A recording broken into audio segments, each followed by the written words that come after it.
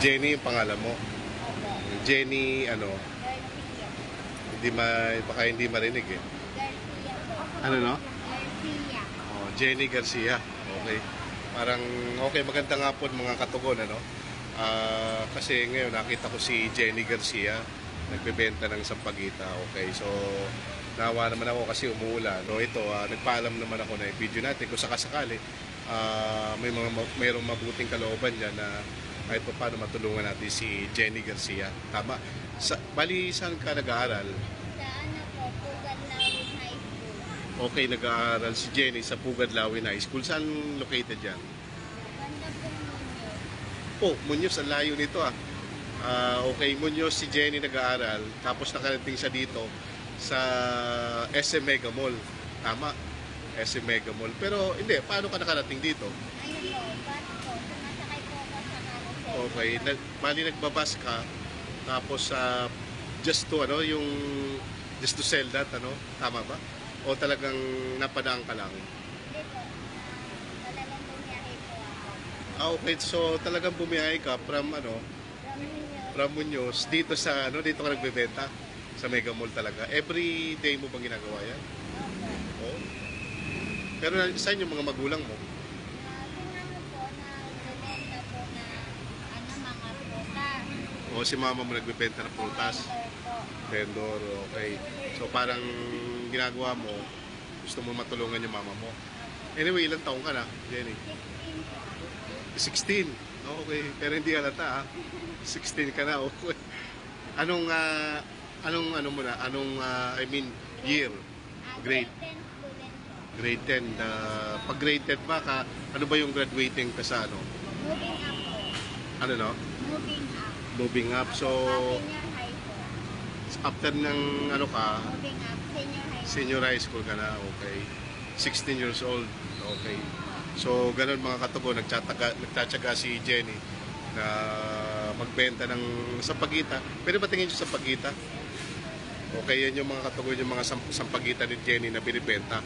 Okay, so magkano lahat yan? 200. Okay, so ito, tutulungan natin mga katubo si Jenny na para kahit paano. Pagka binili ko ba yan na makakauwi ka na? Okay, para kahit kasi umuulan mga katubo, no? Kung nakikita nyo, malakas yung ulan sa labas, kaya nagpahinga muna ako dito sa may SM Mega Mall, dito sa may Manginasal. So, ito, nakita nga ako ni Jenny na binibentahan ako ni Jenny ng sampagita. So, naawa naman ako, sabi ko, bibiling ko na lang. So, ito, binidyo ko para kung sakali na meron nga pong gustong tumulong kay Jenny na may mabuting kalooban dyan sa pag-aaral niya, no? Ilan pa kayo magkakapatid? 4 po. 4. So, pangilang ka? Panganay po ako sa Panganay ka. May kakapal po. May kakambal ka, okay. So, sige Jenny, bibiling ko na lahat yan, ano? Halagang 200. Eto Jenny, ano? Yan. Sige, pakita mo yung sampagita nga. Ayan. So, yan mga katugong, binili ko na yung sampagita ni Jenny. Salamat po. O, sige, ano mo nga yung sampagita mo. Dapat po po. O. Ayan, okay. So, yan, okay. So, bali, kukuha lang ako ng konti, pero sa'yo pa rin yan, no? Bali, binili ko lang para kung halimbawa gusto mong umuwi, makakauwi ka na, no? Pero bigyan mo lang ako ng ilang piraso. Sige.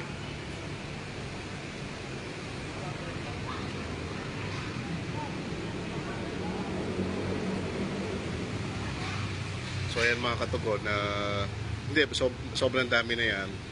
So, ito lang yung ating, kahit 3 piraso lang. So, it's up to you kung bibenta mo pa rin yan, no? Basta kahit pa paano, natulungan na rin kita, no? Na sa munting paraan natin na nakatulong para sa'yo, no? So, ano masasabi mo? Laking tulong na po po kasi kaya nakasunugan po kami. Kaya, Nasunugan pa kayo? po. Pero ngayon po, nakalipat na po kami sa bahay. Nakalipat na kayo? Bale, napagawa naman po kami ng bahay. Ito lang po nung mga 2 weeks ago po. 2 weeks ago. Okay. Sige, ano, at sige, gagawin nating dadagdagan pa natin yan, ano, para dadagdagan pa natin ng okay, 200 pesos. O, yan, para kahit pa paano makatulong sa'yo, ano. Sana kung ano, di uwi ka na kasi umuulan eh. O, sige Jenny, ano, ituloy mo lang yan, tiyaga lang, balang araw, narating mo rin yung mga pangarap mo, ano. By the way, Aris nga pala. Okay, sige Jenny, maraming salamat sa iyo at God bless sa iyo, no? O, mag-iingat ka sa pag-uwi. Sige, bye-bye. Salamat. Teach me to trust in you with all of my heart.